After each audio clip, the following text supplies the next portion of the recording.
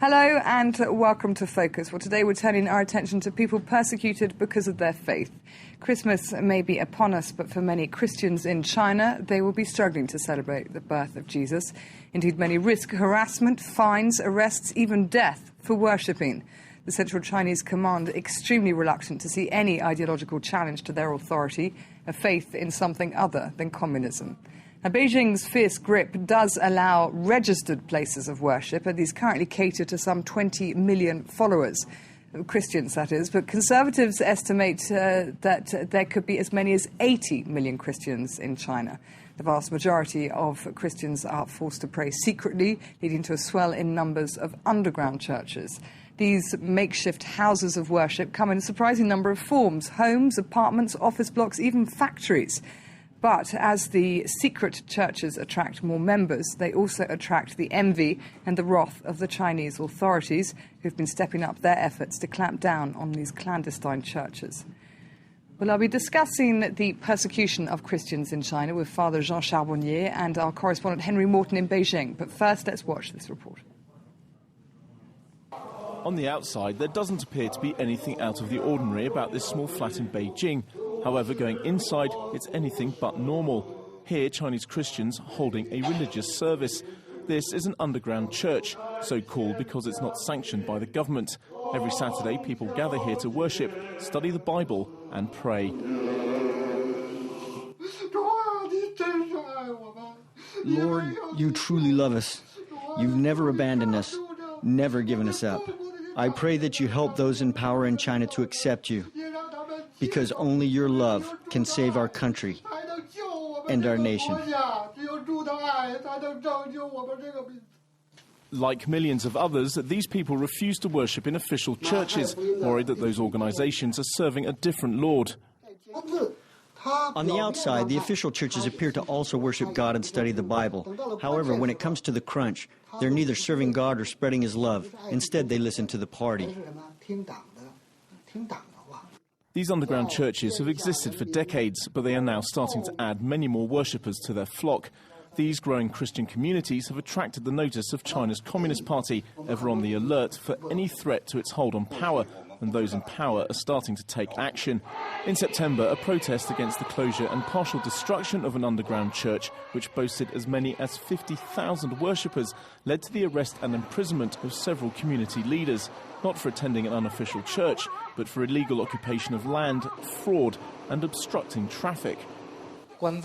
Usually, when the authorities crack down on religious groups, it's done under a pretext unrelated to religion.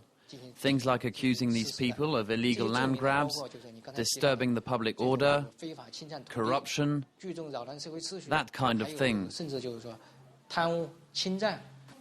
As with many other groups outside of government control, China's Communist Party fears that these Christian communities could pose a threat to its hold on power.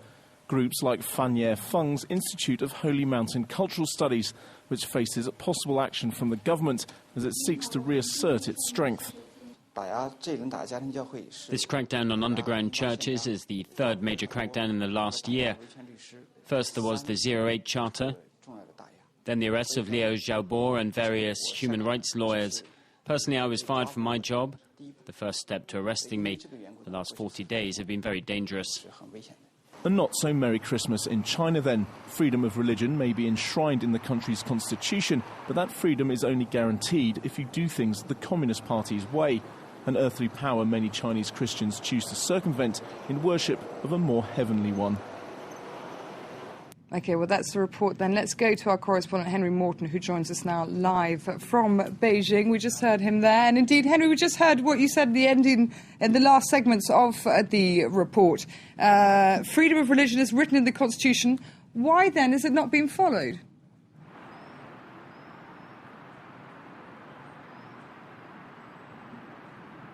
We seem to be having technical problems. Henry, I hope you can hear me.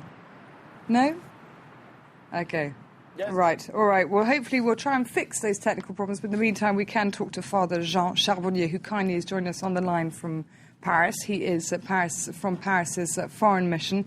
Father Jean, Charbonnier, thank you very much for taking time to talk to us. If I could ask you then, in the report the report focused predominantly on the plight of the Protestants in China, evangelist Protestants in particular. What about from the Catholic point of view? In your experience, what kind of problems, what kind of repression, if indeed repression is the right word, have the Catholics encountered in China trying to worship there? Well, from the point of view of worship, we can say that there is an immense progress since 1978. So for Christmas, for instance, today, there will be celebrations everywhere, even with the participation of non-Catholics. So for the question of worship, there is a large degree of freedom. Still, there are pockets of unregistered Catholics who are in the same situation in a way as the evangelists, because they hold assemblies which are not legal, and since they are not registered under the Catholic Patriotic Association or like the evangelists under the Tree Self-Patriotic Movement. Okay, now there's a rather unusual situation in China because, of course, cardinals, in theory, are named by the communist government and not by the Vatican. So how would you describe the relationship between the Vatican and Beijing authorities? Well, it's still at a standstill. There is no visible progress, and both sides stand on their positions for the past 50 years. And it is a question of power, and the Chinese government does not tolerate any interference of a foreign power. So they are afraid that the Catholics will obey the Pope before they obey their own government. Okay, and just lastly then, how do you foresee the situation getting any better in the immediate future? What would you like to happen for it to get more tolerable, certainly for the Christians trying to worship in China? Yes, well, I think there is a hope that from the part of intellectuals and a few leaders, the role of religion is seen more and more as positive. Religions are considered useful to morals, to social welfare, to culture. On the other hand, there is a development of communication. Although they are not allowed to communicate with Rome, the Catholics in China can easily communicate with the rest of the world, with Catholic countries, and so they can maintain their spirit of loyalty to the universal church. And so the development of communication is important. In fact, there is more common attitude than in the past. Okay.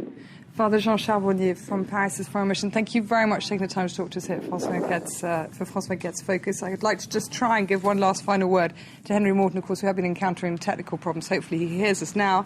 Henry, then, just to close the focus, if you can hear me this time, your report described a swell in numbers in recent years. Given the repression, given how difficult it is to worship in China, what would explain that? Well, I think the reason's really twofold. It dates back to the late 80s and the crackdown on the pro-democracy movement in Tiananmen Square. Many of the sort of Christians that we've spoken to are from the intelligentsia. They're teachers, they're lecturers, academics, lawyers, and many of them were telling us that they were part of that movement in 1989. And when the Communist Party cracked down on those protesters in Tiananmen Square, they suddenly found themselves losing faith in the Communist Party. They had a spiritual void, if you will, and they were looking desperately to find something to fill that void. And Christianity happened to be the thing that many of them found to take over from the Communist Party, as it were. The second thing that happened is China's opening up policy, really. In the last 20 years, China's opened up much more than it had done in previous decades. That means that you've seen more influx of evangelical Christians, a lot from the US, many here sort of doing charitable work in rural China, many also coming over here as teachers, and that's also helping to swell numbers of Christians here in China. Okay, Henry Morton talked us there live from Beijing. Thank you very much for that, Henry. That wraps up this Focus. That wraps up this part of the morning edition. Do stay with us. News does continue after this short break.